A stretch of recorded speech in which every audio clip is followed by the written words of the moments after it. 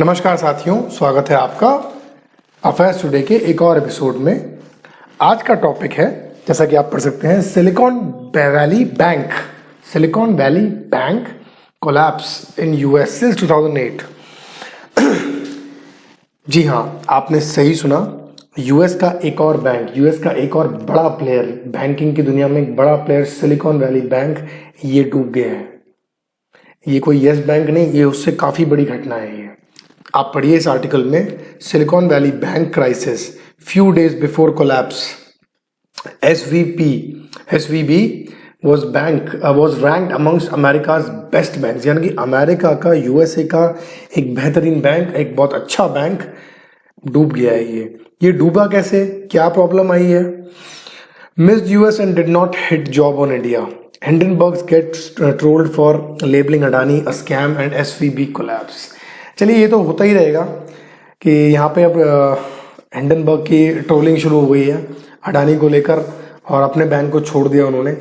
ये हमारा, हालांकि इसमें जो कंसर्न ये कम होना चाहिए कि हिंडनबर्ग क्या कर रहा है क्या नहीं कर रहा है। ये हमारी अपनी कमी है कि हम कोई बाहर से विदेशी कंपनी हमारे उस पर किसी एंटरप्रेन्योर पे या किसी बिलियनर पे कोई सवाल उठाती है और हम उस पर ज़्यादा क्रेडिबिलिटी देते हैं बजाय अपने इंस्टीट्यूशन से, यानी कि सुप्रीम कोर्ट, ईडी, गवर्नमेंट। हमें अपने इंस्टीट्यूशन पे पहले भरोसा करना चाहिए, बट दैट्स ऑल राइट। वो हम नहीं करते हैं, इसीलिए ये सब चीज़ें देखनी पड़ती हैं।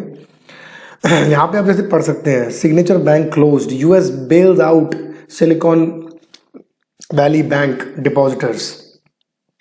इसमें हर तरीके से यूएस की सरकार तो मदद कर रही है, लेकिन ये एक अच्छा टाइम नहीं है बैंकिंग की दुनिया में।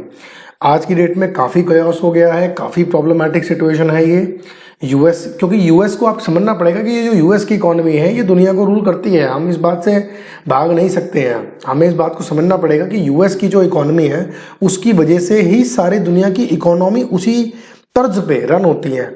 और अगर आपको याद हो, 2008 में वॉशिंगटन म्यूचुअल इनका बैंक था जो ये एक्सपायर हुआ था, यानी कि एक्सपायर से मतलब जो बंद हो गया था, जो कोलैप्स कर गया था। उसकी वैल्यू 307 बिलियन, ये देखिए आप, 307 बिलियन डॉलर थी।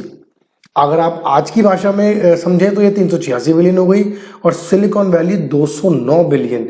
ये लगभग आईसीआईसीआई बैंक जितना बड़ा है ये। हमारे अगर आईसीआईसीआई बैंक के टोटल एसेट्स को फॉर्मुलेट कर लोगे तो ये 230 बिलियन के आसपास है ये, और देखिए 209 बिलियन, ऑलमोस्ट उतना ही जा रहा है ये। तो आपको पहले ही समझना पड़ेगा ये एक बहुत बड़ी घटना हुई है।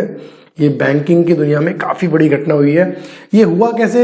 ये कोविड के बाद जो पैंडेमिक आया, यानी कि कोविड की वजह से जो पैंडेमिक आया, यानी कि जो एक इमरजेंसी सिचुएशन आई, उससे स्टार्टअप्स को फंडिंग मिलनी कम हुई। और क्योंकि स्टार्टअप्स को फंडिंग मिलनी कम हुई, इस वजह से उनके जो रिजर्व्स हैं वो खत्म होने लगे।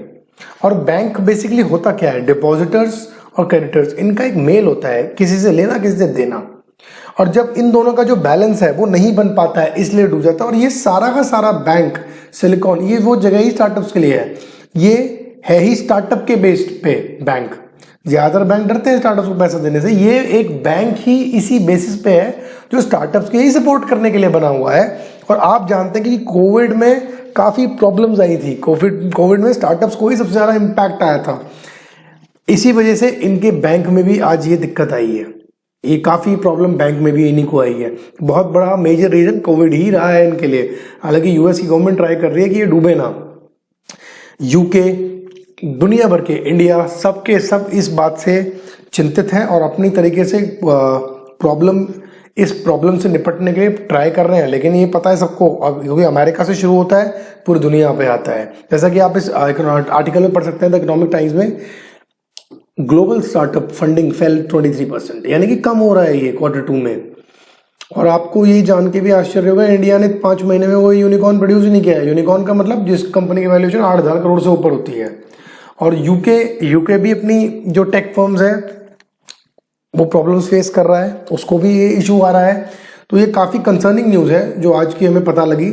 हालांकि इंडियन बैंक्स इस मामले में, तो मैं आपको ये बोलूँगा कि इंडियन बैंक्स काफ़ी हद तक सेफ ही होते हैं। इंडियन बैंक्स में ये तो रूल आपको पता ही होगा कि 5 लाख रुपए तो मिलने ही मिलने हैं। लेकिन ओवरऑल मैं फिर भी आपको बोलूँगा कि इंडिया में आप ऐसा नहीं सुनोगे। अभी आप हाल ही में येस बैंक डूबा था, उसको एसबीआई और बाकी सारे बैंकों ने मिलकर बचा लिया था। यूएस की बैंकिंग सिस्टम क्योंकि मैंने देखा है, क्योंकि मैंने यूएस में पढ़ाई भी करी है, तो मैंने ये चीज़ देखी है कि यूएस में जो क्रेडिट कार्ड पॉलिसी है, इनकी जो रिस्क टेकिंग पॉलिसी है वो बहुत ज़्यादा है। मैंने खुद भी वहाँ पे ऑब्जर्व करी है ये चीज़।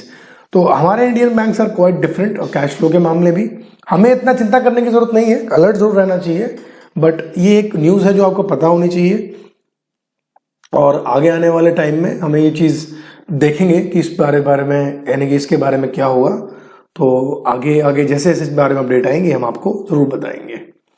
तो और हाँ, एक ये भी एक इंटरेस्टिंग अपडेट है, एलॉन मस्क ये ज़रूर बचाएंगे दुनिया को, इनका एक इंटरेस्ट है। ट्विटर के बाद अब दूसरा इंटरेस्ट इनका सिलिकॉन वैली बैंक में है।